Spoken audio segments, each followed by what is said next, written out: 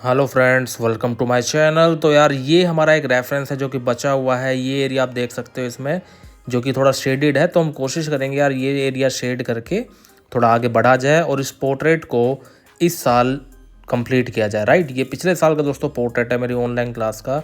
तो शेडिंग के लिए मैं स्किन में यहाँ पर दोस्तों बर्न्ट सिएना, वो भी स्ट्रेडलर कंपनी का मैं यूज़ कर रहा हूँ, जो कि मैं हमेशा यूज़ करता हूँ मेजरली केसेस में। तो ये अपना जो है कलर पेंसिल चलेगा इसमें, जो कि इस पूरे पोर्ट्रेट की शेडिंग का एक बेस कलर है। इसके अलावा जो इसमें एडिशनल कलर आते रहेंगे वो ऊपर से रहेंगे साइड बाय साइड, बट ये एक मेन कलर है दोस्तों जो आपको हमेशा यूज़ करना चाहिए अपने स्किन, अगर आप करना चाह रहे हैं पोर्ट्रेट में, कलर पेंसिल में, ऑयल पे पेंटिंग में, एक्रेलिक में, इन सब चीज़ों में भी ये जो है ये काफ़ी ज़्यादा जो है काम आता है। तो यहाँ पर दोस्तों अब देखिए नोस्ट्रिल्स, नोज़ के ऊपर शेड, जो भी हमारा पार्ट होना है वो सब कुछ मैं इसी कलर से ही जो है करने की पूरी कोशिश करूँगा अच्छे तरीके से। और ऐसे आराम आराम से ही दोस्तों देखिए इसमें ना कलर पेंसिल में क्या है ना कि आपके पास कोई शॉर्टकट नहीं है, आपको शेड करना पड़ता है, फिर उसको ब्लेंड करने के लिए भी कलर पेंसिल को ही चलाना पड़ता है। ऐसा नहीं है कि आपको पेपर स्टम्प मिल जाएगा या फिर कुछ और ऐसा ब्लेंडिंग टूल जो आपकी कलर पेंसिल को और ज़्यादा आसान बना देगा।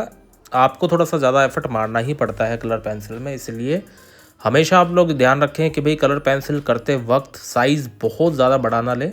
बहुत बड़ा लेंगे जैसे कि A3 या A3 से भी बड़ा लेंगे आप A2, तो उसमें डिटेलिंग ज़्यादा होनी चाहिए। डिटेलिंग ज़्यादा नहीं होगी तो आपको प्रॉब्लम आ सकती है ना। और आपने देखा भी नहीं होगा कि जो लोग हैं वो बहुत बड़े बड़े आर्ट वर्क्स करते हैं जो अनटिल स्पेशलाइज्ड नहीं है कलर पेंसिल में।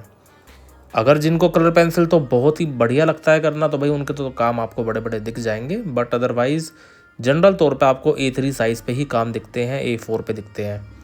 तो यहाँ पर भाई हमारी ये अब जो है ब्लेंडिंग हमने जो है करनी शुरू कर दी है।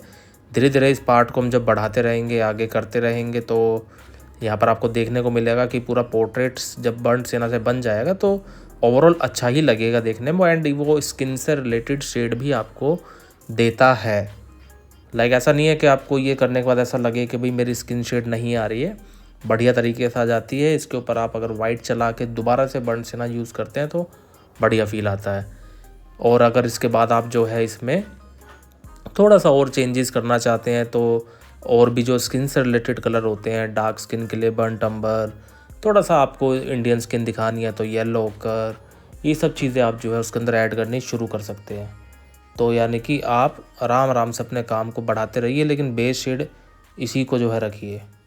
ठीक है, अब इसमें धीरे धीरे हम आगे बढ़ते रहेंगे और शेड इसी तरीके से करते रहेंगे। तो आप वीडियो में दोस्तों बने रहिए। नए साल की आप लोगों को बहुत बहुत मुबारक, और मिलते हैं रहेंगे आप लोगों से इस साल भी नए नए कंटेंट के साथ।